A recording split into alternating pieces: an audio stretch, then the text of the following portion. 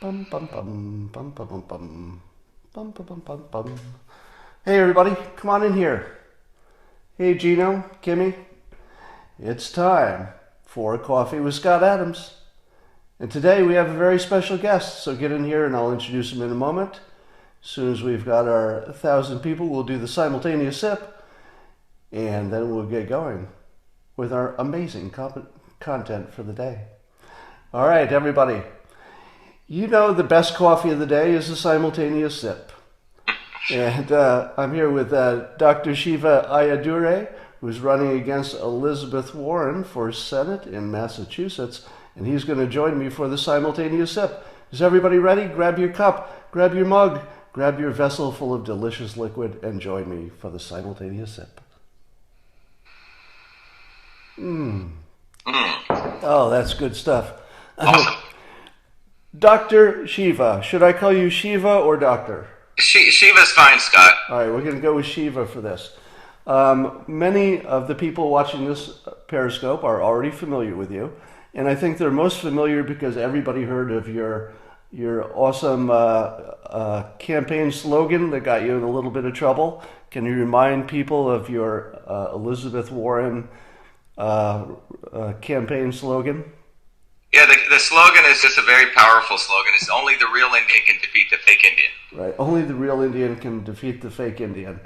Now, I have some connection to that story in the sense that, like Elizabeth Warren, my family told me that I was Native American for my entire life, and then I did a DNA test in the past year to find out that I have no Native American whatsoever. So she and I, she and I bonded a little bit on that.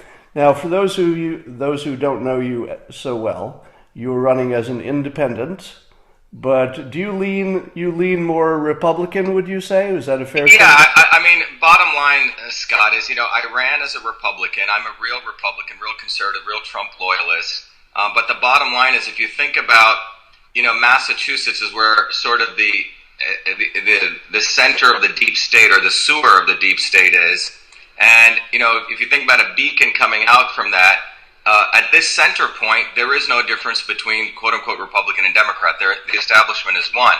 I gave the quote-unquote Republicans a chance here, and I realized that wherever I went, Scott, the ground-level Republicans loved me. I was getting standing ovations, but the Massachusetts GOP is one in collusion with Elizabeth Warren. So we dumped them, and we're running as true Republicans, true independents, which is really the spirit in many ways of the people out there who've woken up in the 2016 election. 1 million people voted for President Trump. 80% of them were independents, Scott, in Massachusetts, and they're frankly anti-establishment. It's not like they're part of the Massachusetts GOP establishment. Now, give us a little bit of the numbers. Keep it simple for why you do have a path to victory. Because people would assume if they're watching this, oh, Elizabeth Warren, they're talking about her for maybe running for president. Obviously, she's going to win. What's your counter to the obviously she's going to win? Yes, I think, Scott, when you look at the math of it, and everyone should start looking at the math because it shows that in a midterm election in Massachusetts, we have a very, very high probability because there is so much uncertainty of winning. And this is why. 4.5 million registered voters in Massachusetts out of the potentially 5.2. So 4.5 million registered voters. Okay. 1.5 million are Democrats, less than 500,000, but let's use 500,000 are Republicans, so that's 2. The remaining 2.5 million are independents or / unenrolled. So that's the registered voter number. Wow.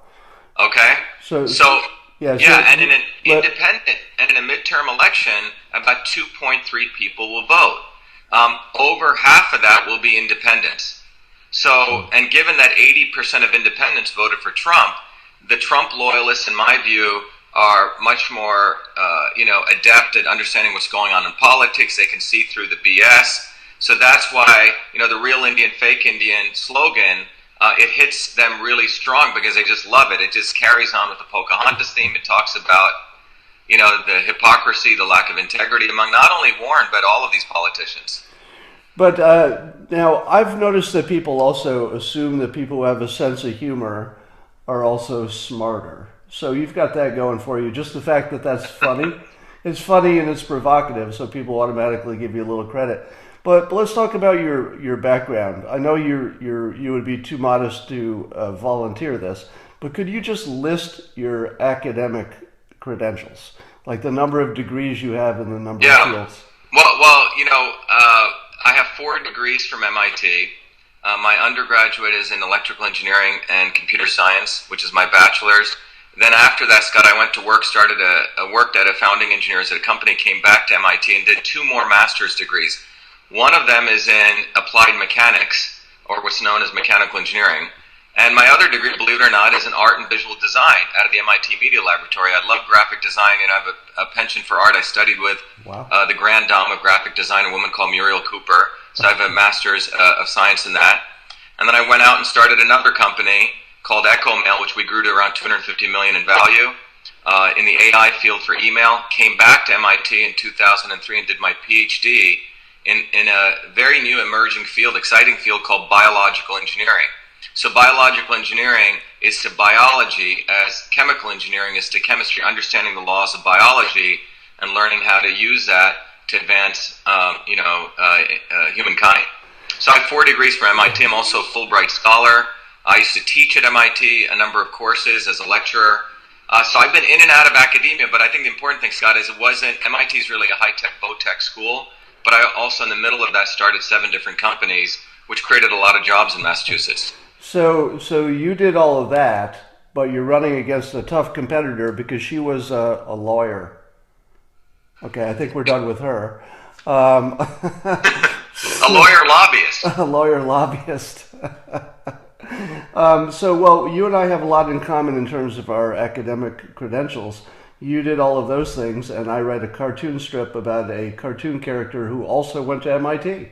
I don't know if you know this, but Dilbert has an MIT degree. And I didn't know that, but all I know is Dilbert was one of those cartoons I read all the time. It was one of my favorite cartoons. And I think the way you brought out a lot of different contradictions and the humor is just phenomenal, man. It's awesome. Well, so there you should have led off with that because that shows your intelligence right there. Now I like Dogbert actually. Dogbert was a snarky guy, right? Yeah, Dogbert was modeled after my own inner thoughts. So the things I can't say out loud. All right, so you have just a commanding intellectual and accomplishment, advantage over your competitor, Elizabeth Warren. But let's talk about some specific topics. Oh, before I do that, can you give me a sense of the landscape of Congress and the Senate in particular right now, in terms of how many people do you know of who even understand technology and innovation at a working level the way you do? And of the entire Senate, because most of them are pretty old, how many of them have any kind of a scientific or technical background? So it's a great question because, in the Senate right now, I believe there's 1 microbiologist, and I think in the House maybe 2 engineers. That's about it. Wow. What we fundamentally, and you compare that to the founders of this country, you're talking about, Washington was a surveyor, farmer. Jefferson can do pretty much anything, right? And then you have people like Franklin. And so it's in many ways the standards we've lowered to such a low level, and it's because of the entire career politician model, the lack of term limits. So we've ended up with a bunch of, frankly, salespeople. Scott, that's what I view these are retail salespeople. Wouldn't it be salespeople and lawyers? Because salespeople and lawyers, right? And I actually like to use the word, sorry to use the word scumbags, because I view it as a technical term. The scum that floats on the top of the septic tank that you put in a bag.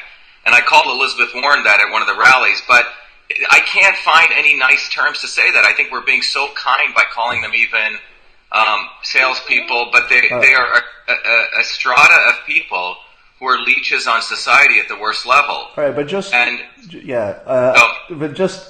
as as citizen looking at this situation, and I look at the immense opportunity that we have if we get technology and innovation right, and if Elizabeth Warren is the senator, she brings more of what they already have, which is another lawyer. But somebody like you, whether it's you or someone with your skill set, there's no way we don't need more of you in the Senate.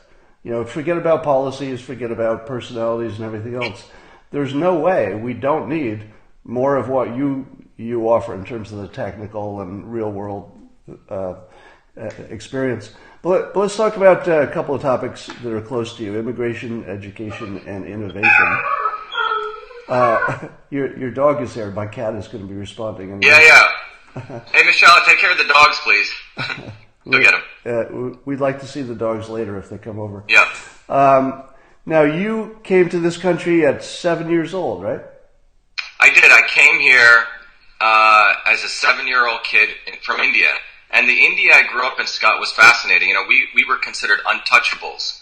So you won't find a lot of Indians like me in India. So I grew up in Bombay, which is a very cosmopolitan city. If New York City is a melting pot, Bombay is an industrial furnace. But I also grew up in a small village in deep South India where my grandmother worked 16 hours on the farm, Scott, and then she was a village healer. She practiced India's traditional system of medicine. She could observe your face, diagnose you, and then she would come up with combinations of herbs. So it was a personalized combination system of herbs. And here was this woman with no degrees who I saw her empirically heal people. So I was fascinated by medicine as a young kid, Scott. So when I came to the United States, I really wanted to be a doctor. And came here at 7. We settled in Paterson, one of the poorest cities in the United States, then Clifton, then Parsippany, and then Livingston. My parents kept moving to the better public school systems in the New Jersey system. But when I was 14, Scott, I had an amazing opportunity because of getting back to the roots of America, which was a good public school system, great mentors, and a loving family. I finished calculus by the 9th grade. My high school didn't have anything else to offer me. I ended up getting an opportunity to go to NYU. This is in 78, Scott, when computer mainframes were coming, right? And I had the opportunity to learn 7 programming languages, graduated top of the class at NYU, and then went back to my high school, and I got a full-time job in Newark, of all places, where people think nothing comes out of, working at a small medical college, where I was asked to convert the old-fashioned inter-office paper mail system. The inbox, outbox, folders, that entire system, carbon copy into the electronic version, 50,000 lines of code. I did that, and I called it email, a term never used before in the English language. We're not talking about simple text messaging. We're talking about that entire system. And a few years later, I got the first U.S. copyright. And, you were commenting about politicians. Politicians thought software was sheet music, Scott. So the only way you could protect software in 1980 was through copyright. In fact, when I invented email, you couldn't even protect it. There was no laws. Wow. And it was only in 1994 could you patent software because people finally woke up and realized software is actually a digital machine. So so that early phase really exposed me, to the public school education system, then coming to MIT to the process of going through, a pretty large technology institute, a high-tech VOTEC schools educational system. But, long before I came to MIT, Scott, it was in Newark, New Jersey, in the public school systems. This was before the Department of Education screwed everything up, is, where I got all my fundamentals. I would say that I learned more in that public school system than I did at MIT. And I say that with all honesty. All right, so your immigration success story at the highest level. What do you think about the president's immigration preferences in terms of a wall, in terms of let's say merit-based immigration? Would you have gotten in on merit-based immigration? Well, yeah. I mean, when my parents came, Scott, it was all merit-based. My dad had to submit his resume, reference letters. He was one of those guys. My dad had become a chemical engineer in India through just sheer hard work. So he was sort of one of the creme de la creme of India. And so it was a huge process that he had to go through. It was a complete merit-based system. My mom was a mathematician. So both of them had to apply. My dad came here first. We actually waited in line. We were separated, for about a year. And then my parents, my sister, and I came. And that was considered, it was an honor to come to this country. And you had to go through the process. So, we didn't see my dad for nearly a year. And then we came. So I don't even understand what the issue is here. You try to get a visa to go to India or Russia or Saudi Arabia. People should just try. It's a difficult process. It's not easy. So the fact that we even have to discuss illegal immigration, in some ways it's an oxymoron, is ludicrous. I support the concept of a wall, a border wall. As a biologist, every human cell in the body has a membrane, right? We protect what comes in and out. Nature, in its infinite wisdom, has created walls around every cell. When I was living out in Hollywood, I didn't see one Hollywood person who didn't have a wall around their house, right?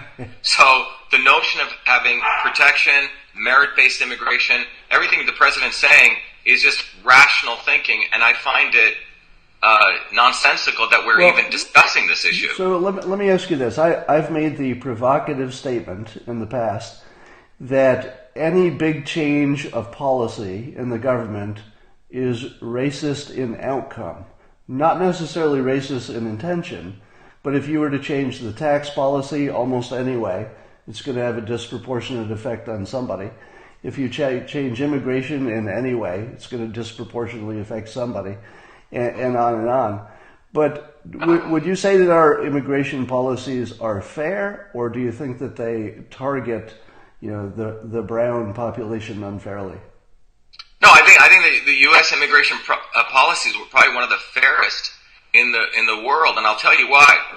If you try to go to another country, other countries where rule of law and meritocracy is not the norm. That's, by the way, why my parents came to America.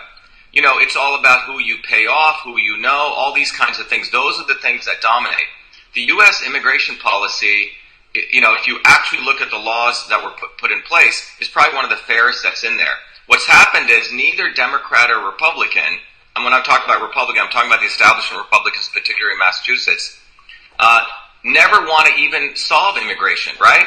One bloc uses immigration or illegal immigration for cheap votes, and the other one has been using them for low-cost labor to get a high profit on a lot of the P&L statements of these large companies. And that issue is never addressed. Both of these parties have never rolled up their sleeves and actually solved immigration.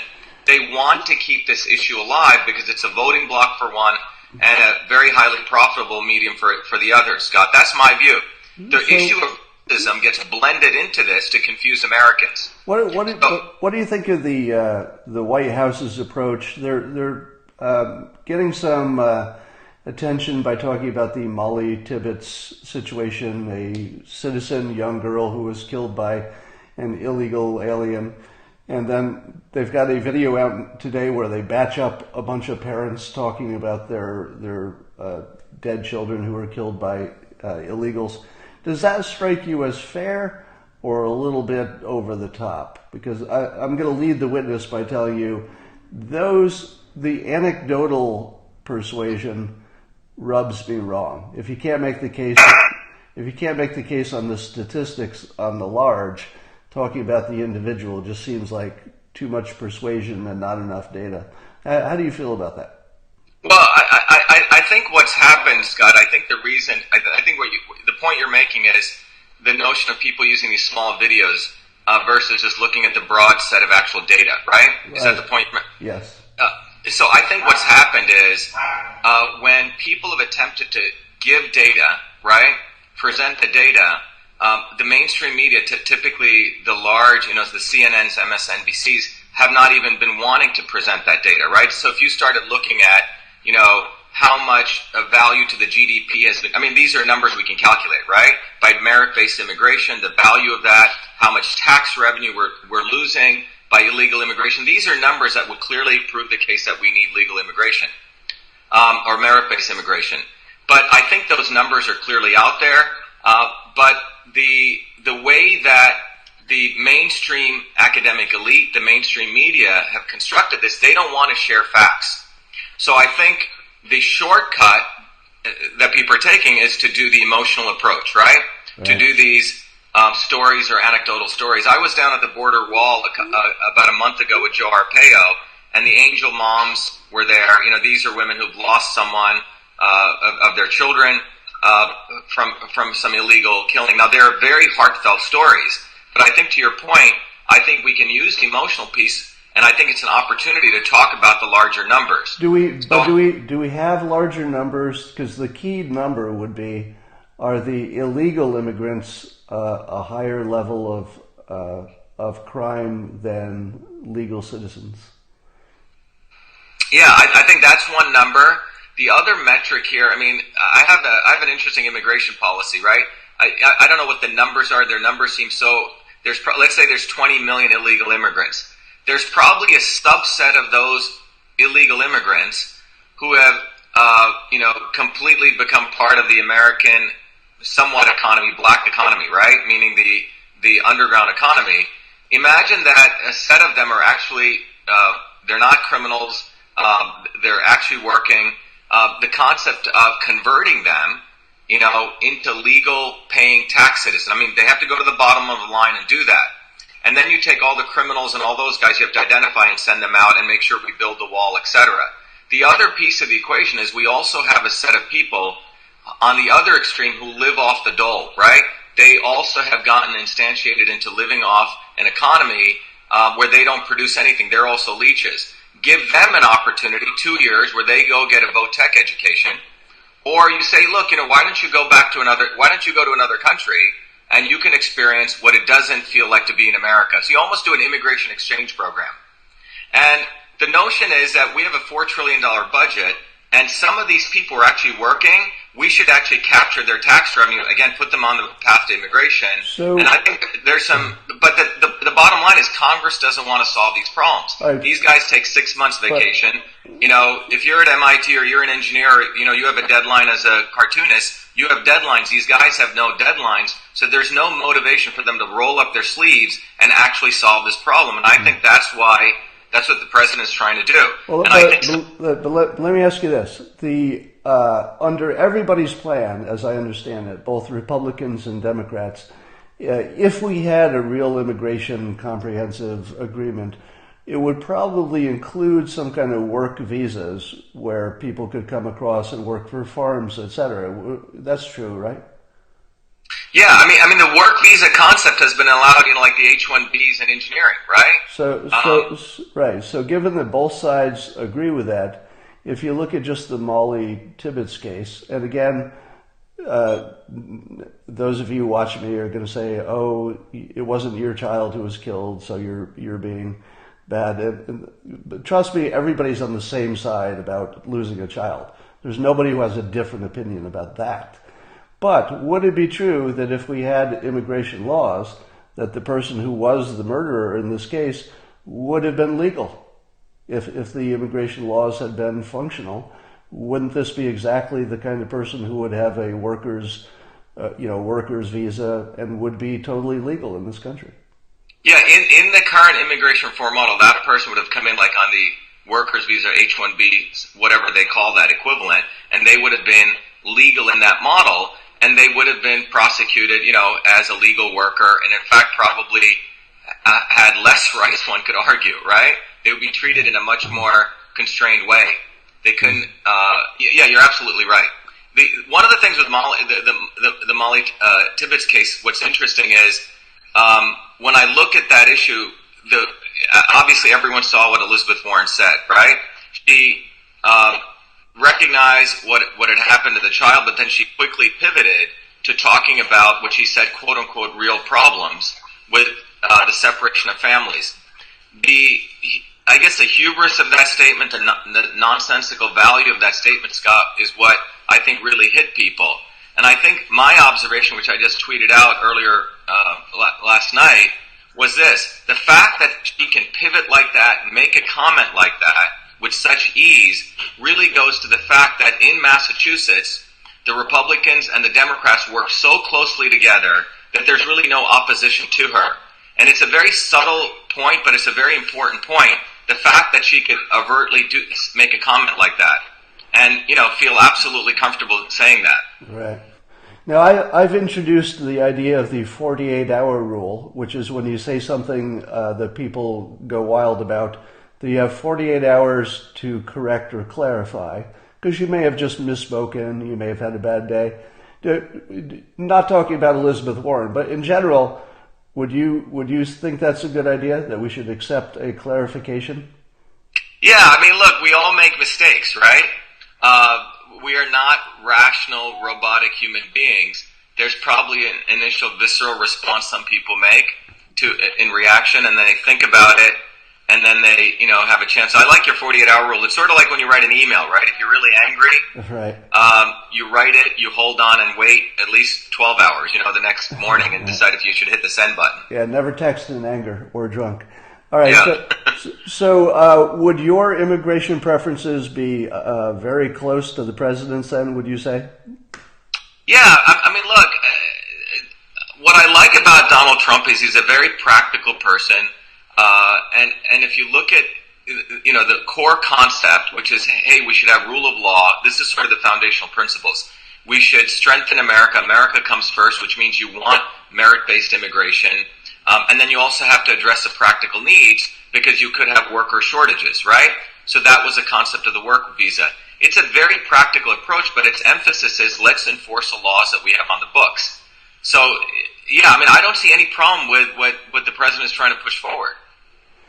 Okay. Would you agree with my general statement I made earlier, which is that any big change has an outcome that affects some ethnic group more than another, even if you don't mean it? It's just because, ethnic groups tend to bunch either in economic groups or parts of the country or by preference of somehow.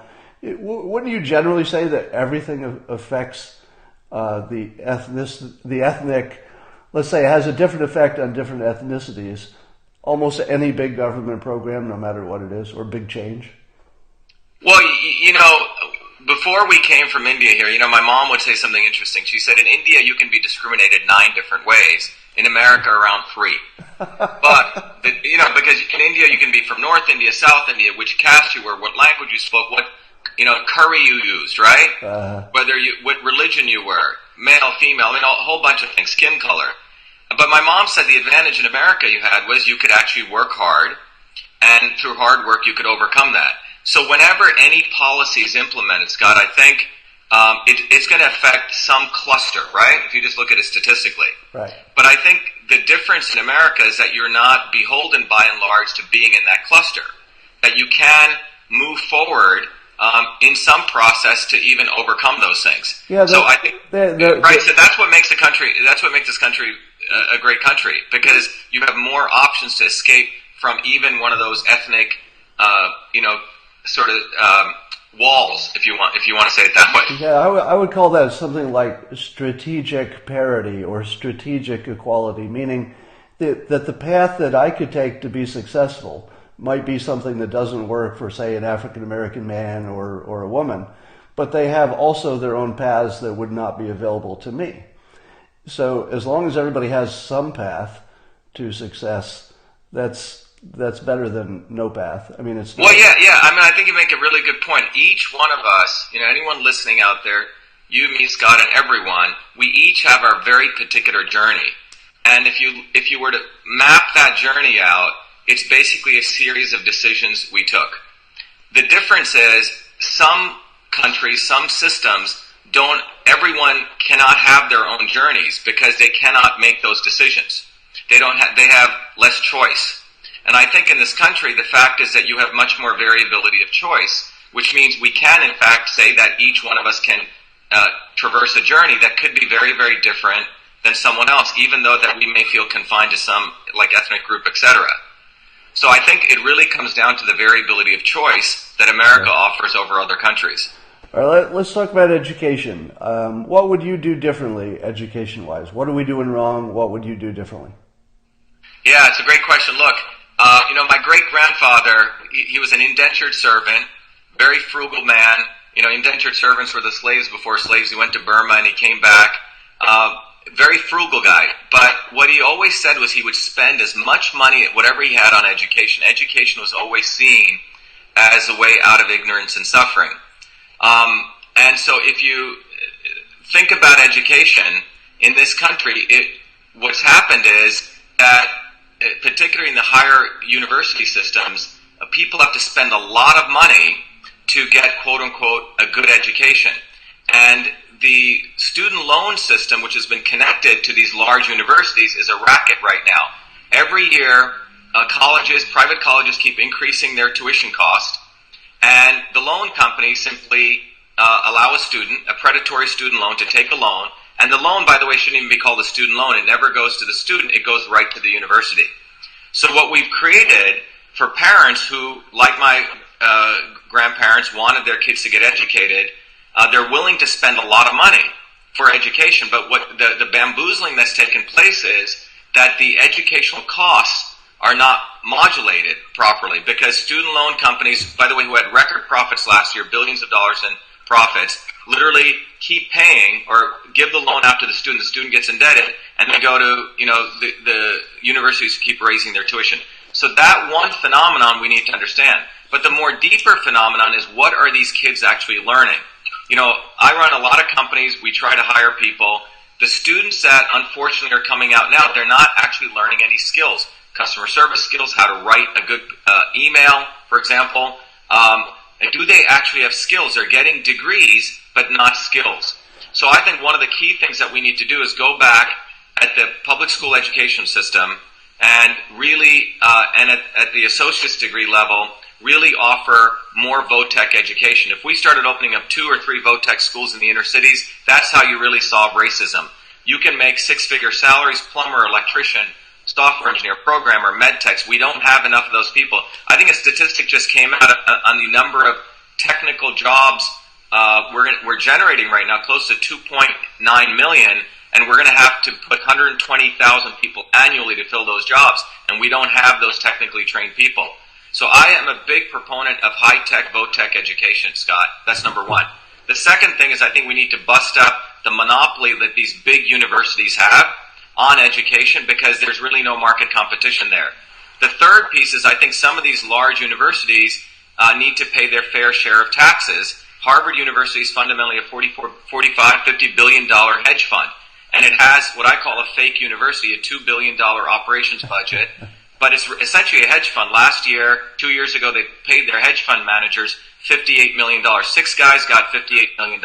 6 or 9 guys. Wow. So large universities, when the endowment model came, every time a president comes to a university, they are measured, their legacies, how much money did they raise to grow the endowment. So that's the racket that's taking place.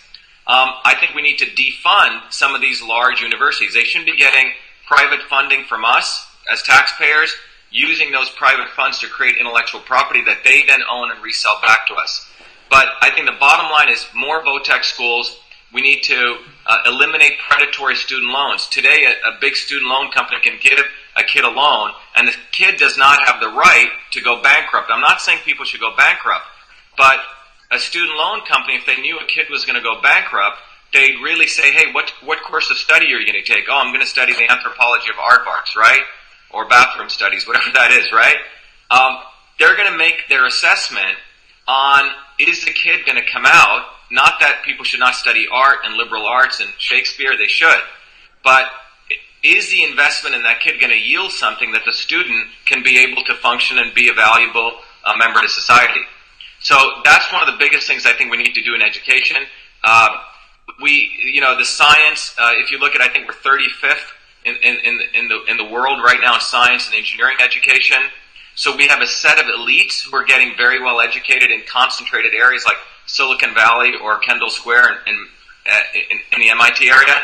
But the vast majority of Americans, we're not getting the technical education or skilled education. Let me ask you this. When we see that we're ranked 35th or whatever, I have a different take on that, but maybe you have more insight into the numbers.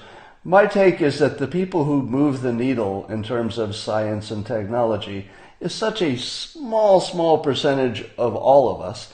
In other words, I'm not smart enough to move the needle in technology. So the fact that I am good or bad at science or math is completely irrelevant, because I'm never going to work in that field, and if I did, I would never make a difference. I wouldn't move the country forward.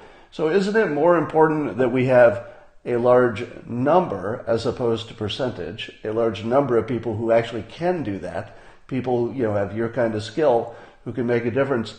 But does it make any difference if the average student knows calculus? It just seems like a waste of time to me. They're not going to... Yeah. So when I say science, and part of what I'm saying is vo-tech school is plumbers, electricians. There are many jobs which just require technical skills, Scott, right? And I'm even talking about good writers, right?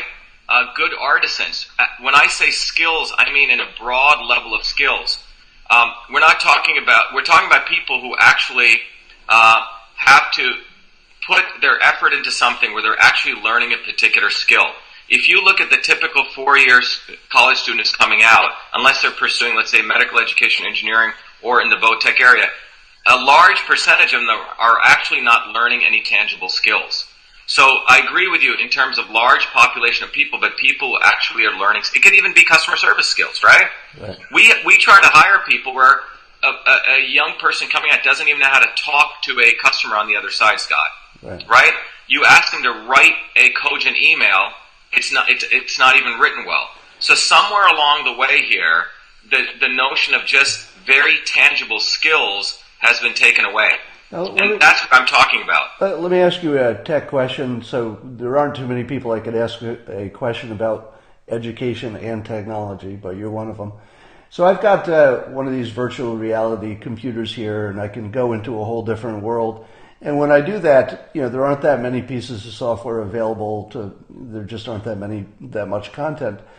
But when I see that I could be standing in the middle of, say, a famous battle, or I could actually be in, the meeting where the Constitution, the Constitutional Convention, I could actually put myself there and watch it in real time.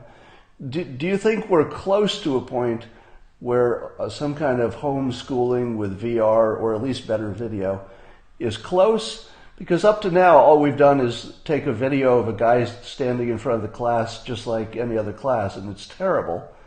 But it feels like nobody's really optimized the technology to make it the better option.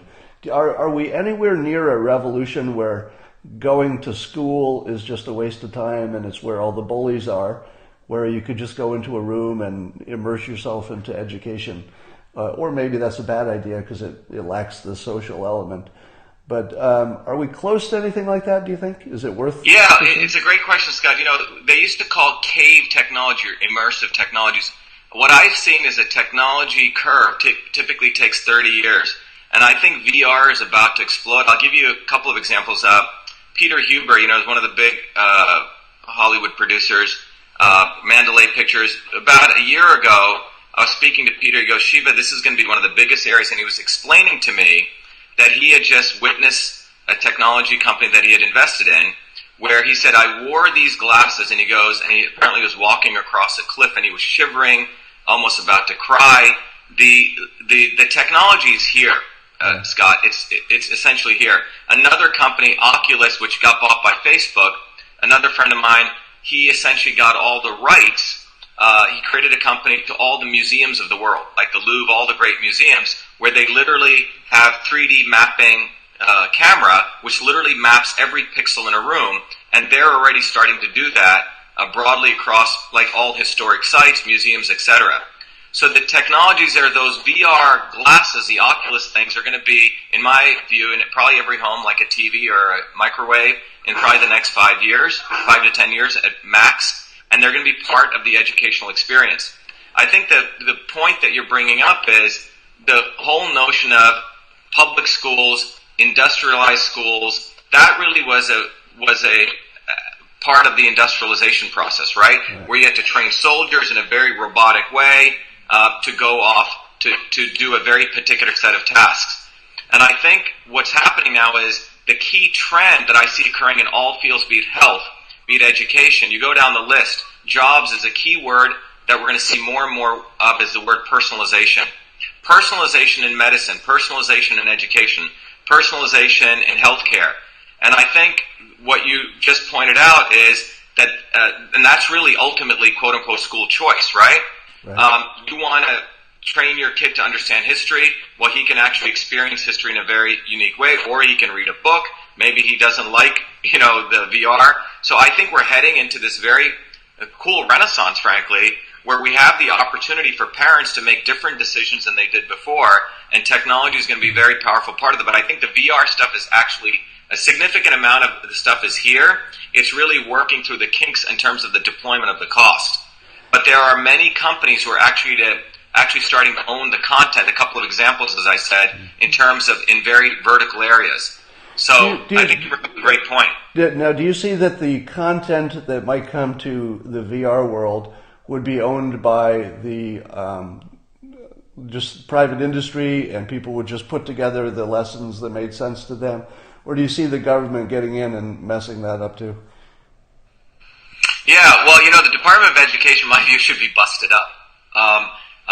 Part of the entire thing I think you're bringing up is centralization versus decentralization. I think what's happening is you have two types of centralization taking place. One, the government wanting to own things, and private companies like Google, Facebook, etc. And in many ways, they're starting to collude together. I think what we're going to see is obviously those people for owning power and content and royalties are going to try to own that content and drive the direction of that just for power reasons or for economic reasons.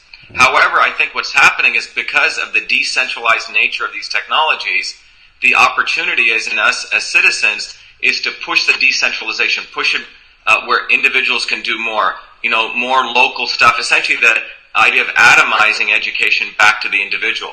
But obviously, for example, the company that I just mentioned was bought up by Facebook.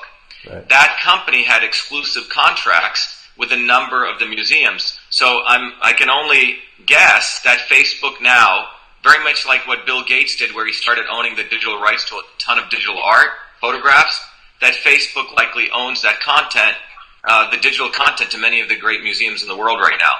Wow. So you're going to have that struggle. You're going to have the government trying to think that they know better about education than how parents want to do it or local communities. So that struggle I see is taking place. But that's why I think the notion of advancing innovation with these kinds of technologies is going to be key, and people becoming aware of what companies like Facebook and Google really represent, the dangers that they represent. So let's use that to segue into innovation in general.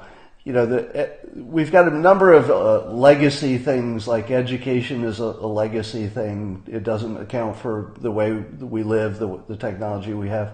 The same with healthcare. I've complained that the government, let's say the Republican-leaning government, should be spending more time shining a light on the innovations that would lower healthcare costs. Because I've seen a number of startups, with pitching, etc., who have tremendously exciting ways to lower the cost of, let's say, tests, blood tests you used to send out, telemedicine so you don't have to go into the office. Do you think, you're probably closer to this than I am, but do you think that we're close to the place where we could package up enough of these startups and technologies to make something like a low-cost healthcare offering? How close are we to innovating? Yeah, Scott, you're asking an awesome, timely question. Tomorrow, we're hosting a town hall at my building in Cambridge, just a quick pitch, 701 Concord Avenue in Cambridge. Everyone's invited. About several hundred family practitioners are showing up who are tired of Obamacare, which is a big insurance, big hospitals, and big pharma. The point that you're bringing up is why I think underlying is why is the cost of healthcare so high, and why aren't we talking about reducing the cost? And it comes down to this fundamental issue. One is the innovation piece, which is going to allow us to get better healthcare at a far lower cost. Right now, it's like a 50-cent hamburger is selling for $500,000. And if you look at the entire healthcare supply chain, let's just take drugs for an example. The drug manufacturer makes a drug, even who has generic drugs. By the time it reaches you or me, you can get it in two places, through the pharmacy, like at a CVS, or you can get it inpatient. What many Americans don't know, and it took me a while to unravel this, is by the time that drug goes from that manufacturer to us, there is a layer of middlemen that very few people even know about called GPOs, group purchasing organizations. These are the people behind the curtain. They write very, very elusive contracts which allow kickbacks to take place. Those kickbacks take, for example, a $2 generic and crank it up to $32,000. So there's two things. One is the innovation. The other is the fact that there are these very gross middlemen who are allowed to essentially practice legalized corruption. We're going to talk about that tomorrow. Wow. They're able to control the entire supply chain. It's incredible stuff. People don't even know about these guys, and they crank up the price of healthcare, just these guys, by $500 billion. They should be made illegal because it's called GPO kickbacks. So that's one piece, which is the existing corruption in the system, which Obamacare supported. The second piece of that is unleashing innovation. And innovation in medicine is going to come down to personalization. I was just at a big CEOs conference out in Arizona, and the biggest trend is that everyone recognizes that my body, your body, everyone's body is different. We each have different genetics. We each have very different likes and dislikes. And medicine has got to get personalized. Everything we have created up until now in medicine is fundamentally out of the wartime model. What I mean by that is the entire healthcare model today came out of putting a soldier back on the field. In the 1800s, in Florence Nightingale, who, by the way, was not just a nurse, she was a member of the Royal Society of Statistics, she was looking at the Crimean War, and she did one of these beautiful graphics. I'll send you a picture of it at some point, Scott. I'll text it to you. But she basically was the one who found out that soldiers were dying, not because of getting shot, but because when they went into the hospital in the 1800s, people went there to die. She created the modern healthcare system to put the soldier back on the field. So everything we do in healthcare came out, modern healthcare system is really crisis management, is to put a soldier back on the field. It's not about prevention. It's not, it's nothing to do with preserving your health. So that's the first thing that needs to be understood. We need crisis management, which is the amazing stuff we do with surgery, etc. But there's this other aspect of healthcare, which comes down to what food you eat, how you take care of yourself, diagnostics you do on an ongoing basis, how do you optimize your supplement intake, foods, etc. And those innovations. Let me jump in there. Yep. And to do what you're talking about, the personalized medicine, how much privacy does the individual have to give up, if any? Well, the fascinating thing is, we're in the era of blockchains. Blockchain, there's a number of new innovative healthcare companies coming out where you can protect someone's privacy and still be allowed to transport information, which is through blockchains. And there's a number of very, very cool companies that have come about which allow you to do that. One of the companies that I just started, Cytosolve, is a company that came out of my work at MIT where we can actually mathematically model the human cell on the computer, not the cell, not just the physical cell, but the actual chemical reaction, Scott. So very much like how we build an airplane today, we don't throw a monkey in, we don't build an airplane. Everything is built on the computer. So this breakthrough technology allows us to model Alzheimer's. We modeled pancreatic cancer. We discovered a combination therapy for pancreatic cancer, got FDA allowance in a record 11 months. So you make a very good point that the Republicans, existing Congress, should focus on lowering the cost of healthcare. And my view is the real healthcare model looks like this. You get crisis insurance, $50, $100, where we directly as citizens can deal with Lloyd's of London, right? The reinsurance companies where we handle our crisis. And the rest of it, in my view, should be direct pay where possible, where you choose the best technologies, you find the best cost, you find your best practitioner. That's where healthcare needs to move to, where we put healthcare back in the responsibility of the citizen and not think it should be big insurance, big pharma telling us what to do. Now, so philosophically, it's got to move back to the individual, Scott. Okay. So there are very few people on the planet who have the breadth of experience from medical, technology, legal, political. How close would you be, just hypothetically, if I said to you, drop everything you're doing and draw up a white paper that describes how we could use what we already have and know to get to a low-cost health insurance option? Maybe it's only for people who can't afford regular health insurance. But even, let's say, as a trial, so it's not everybody, it's just some group that wants to be in it. Could you write a white paper right now, if that were your mission, that would bring healthcare costs by 50% or something? Is that doable with what we already have? Yeah, in fact, in about 2 weeks, we're going to be putting that white paper up on our website, Scott. When I swear I didn't know that. I didn't know that. No, you read my mind. Because see, when I looked at the healthcare model, I went into this as a systems guy, a scientist. Looking at.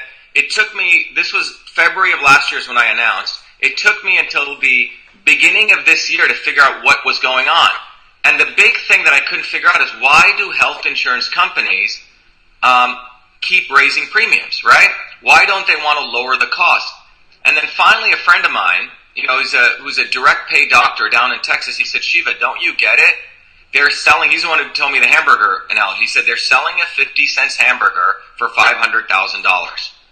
The insurance companies have no incentive to lower the cost of healthcare. The reason you and I get healthcare is we say, oh my God, what happens if I get in a bad accident, right? Right. And then the ... after this is I may have to pay a lot. The issue is you shouldn't have to pay that much. They've inflated the cost of pharmaceutical drugs. They've inflated the cost of hospital stays. The whole thing is a massive inflation because there is no market controls on it. One of the so you'll see this white paper come out literally in 2 weeks, Scott. But part of that white paper is we don't produce enough doctors. When my grandmother in that village healed people, it was a 1-to-1 relationship. In the last 20 years, we've lost nearly 250,000 primary care physicians. Think about that. So why is that? A doctor comes out of 4 years of undergraduate, 4 years of medical school, and another 4 years of specialization. They have 12 years of debt. My view is eliminate that 4-year need to go to undergraduate. You should be able to go right from high school. It should be a vocational technical job. Many other countries do it, right to medical school. So right away you reduce the burden on that student, that medical student. My sister went to Harvard Medical School, right? She goes, Shiva, I can't work as a family care practitioner. The regulations that Obamacare introduced are ridiculous. So you have practitioners, good, well-meaning people go into medicine, can't practice a one-on-one medicine anymore. Wow. So that's one solution. The other solution is we have to completely get rid of the corruption of these GPOs. That's a second piece. And the third piece is we need to bifurcate the insurance model, crisis insurance, and where we start paying out of pocket. I mean, I spend $800 a month. It goes to the premiums. I don't even spend that. I don't even see the doctor that much, knock on wood. I'd rather spend it on preventative things, All right, massage, acupuncture, these kind of things. For technical reasons, I want to keep this under an hour, which Sure. means that we want to wrap up in a couple of minutes here. Let me just switch topics. And by the way, I could talk about the healthcare stuff all day. And when you have that white paper, ping me because I want to give that some attention. What do you think about the big tech companies and let's say shadow banning, or where do you see that? What's your take on the big tech companies and shadow banning? Yeah, I think it's a great question. Look, I've been a fighter for free speech. People can go online. You can see all the stuff we've done. We fought Gawker Media, which is all about untruthful speech. But here's the bottom line.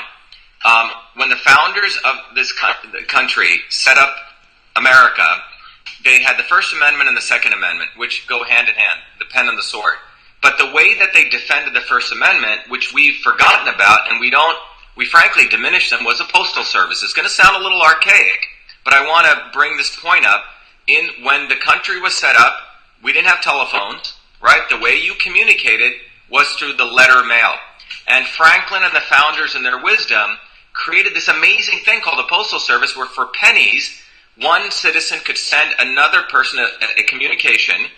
And here was a key thing of it. It could not be tampered with. This is critical. In fact, the Postal Service has the Office of the Inspector General, which monitors postal employees, make sure that they don't tamper. If they do, or anyone opens your mail, it's a 20-year sentence in prison. So let's just step back and just think about that amazing infrastructure that was set up. Now, consider what happened in 1997.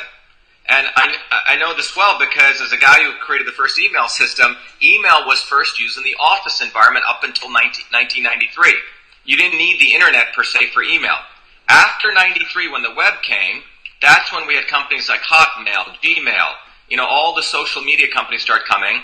And we as consumers started adopting into our daily lives email, messaging, etc. But here's the big thing that we forgot. Those companies gave us quote-unquote free email. And in that process, we transacted our freedom for free email, because if you read the privacy statements, they actually own your content. They can analyze it, own it, etc. So in 1997, Scott, I went to the Postal Service and I said, you know what? You guys should be involved in electronic mail. You're not just a paper mail company. You guys should offer a public email service, public social media services, which people, I believe, would pay $25, $50 a year, but it would be protected by the laws that govern postal mail. They laughed at me. They thought this was a crazy idea. They said, look, we're not interested in this email, electronic stuff. Fast forward 2011, Scott, the Postal Service is going out of business. I write a scathing article in Fast Company and saying, look, you guys could be making a lot of money and protecting U.S. citizens. The Inspector General of the Post Office reached out to me, and I wrote 2 reports, white papers. They paid me a lot of money to help them figure out how they could make money. They haven't done anything. So today, where we're at now, and the point I'm making is still relevant, because today, Facebook, Google, Apple, if you think about what they've done, they're the collusion. You take someone's Apple ID, your Facebook ID, and your Gmail ID, you put them in a table, or a little database, and you basically know what anyone's doing at any point in this country, or in the world. Right. And that kind of collusion is what's possible with this powerful technology. And the guys in Washington don't even understand what these guys are doing. Right, in my view, the solution to that is a 21st century version of the Postal Service, because the laws exist. The Postal Service still could be the framework, the platform, which offers a public utility electronic service, email, social media, etc. We pay a little bit, $50 a year, but that social media and that electronic communications is governed by the laws of the United States, that we can't be shadow banned, you can't monitor people's communication, it can't be interfered. All right, Shiva, I'm gonna go for the wrap up here so we can keep it under an hour. That's one of the most interesting ideas I've ever heard, by the way. I'm not in a position to evaluate good or bad, but that is a really interesting idea, and I haven't heard it. There's no other way out of it, Scott. It's the only. I've looked at this problem. We cannot enforce. We can try to enforce regulations, but we already have an existing infrastructure that needs to be taken. We need to take the dust off it and make it 21st, 22nd century. Yeah. So I would love to have your voice in the Senate. So, thank you. So I'm going to be totally biased. I want more of what you offer in our government.